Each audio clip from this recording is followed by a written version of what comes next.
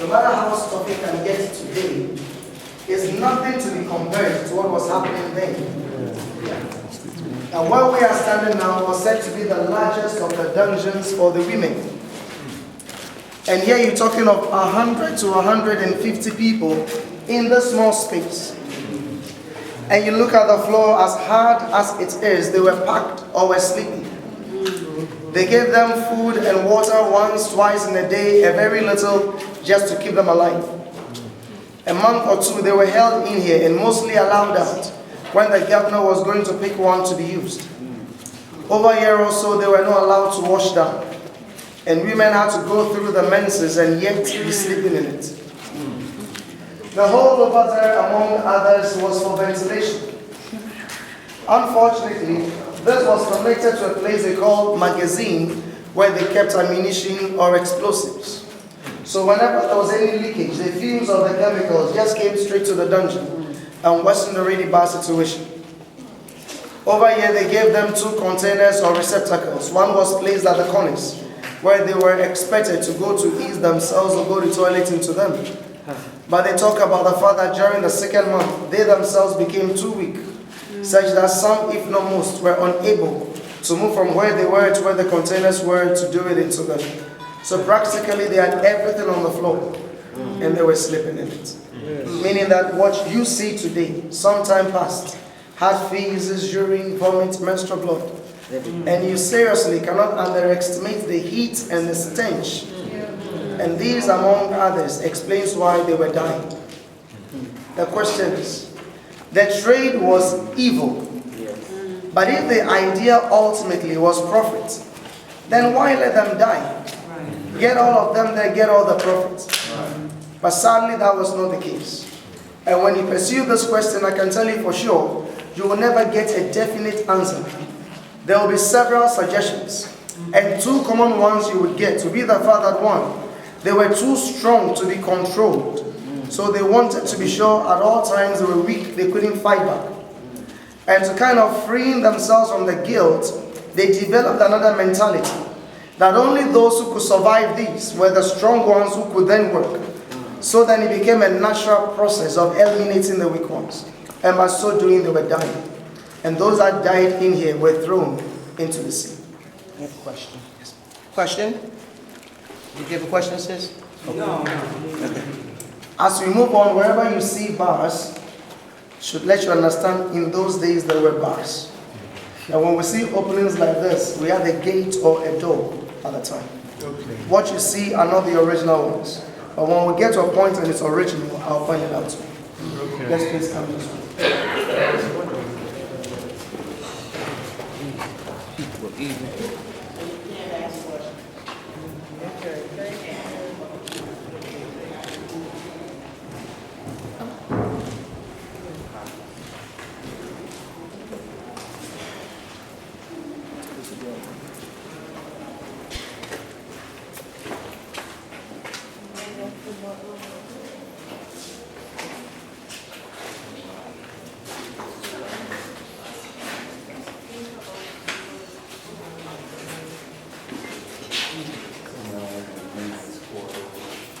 Can please step in.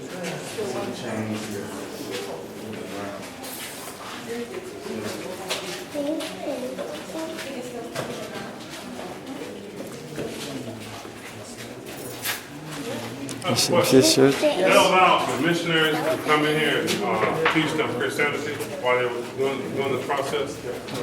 Let me answer it this way. The people in the dungeon were never preached to. They were never preached to. During the Portuguese time, they tried to do what they call the wholesale baptism, that in case they die along the way, they will go to heaven. At the time of the Dutch, issue with evangelism actually died out because some people were wearing the reverend stuff and were capturing people, so nobody could trust anybody in that sense. So what you see Christianity today came in somewhere 1800s, after the trade had actually died off. Another question, at what point did the Africans know that this was not the same type of slavery that they were used to? Very late. And what happened? Did they continue in the slave trade at that point? You mean the Africans? At the point they realized it was a different type of slavery. Okay. To better understand that question, I'm sure you have to look at it from the angle the Africans were in. What happened was that from the onset, when it got started, they never knew what was going on. So some were moving along just the way they wanted them to move along. The latter part of it, when some of them would have gotten to know of the precise nature of the thing and they had to stop, you couldn't stop them because now it has become tribe against tribe and you have to get everybody protected. And because one wants to be protected, they still need the weapons to do that. And therefore, that would drive the people to bring people in still. Next question. Didn't the Africans know at least that even though they weren't all together as brothers, they knew that the white man was different, right? Right, you know, I know you're black like I am, African, right? They were still willing to deal with Arabs and white people, knowing that you're still doing something negative to another African, right? Difficult to answer. Extremely difficult to That's not difficult. To me, It's a clear question. No. At some point, they knew we were all African, right? You knew you were dealing with a non-African at some point, right? But it's still willing to do that, right? because at this time, at this time, some people will be African in the color of the skin, but everything not African.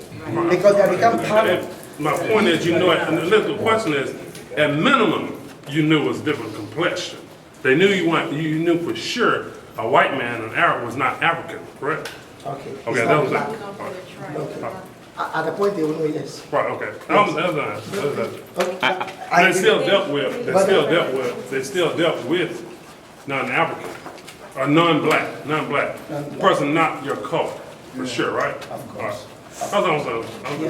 But even now, the thing is that we could not be of the same color, but we would not have the same belief system, not the same culture. Not the It just same seems like values. at some point it's a justification to me, you know? Like at some point you had to know, this person's a different color, different species than I am. At some point, it seems like a little bit of justification is there. At some point, that is a problem to me. I understand what you're saying.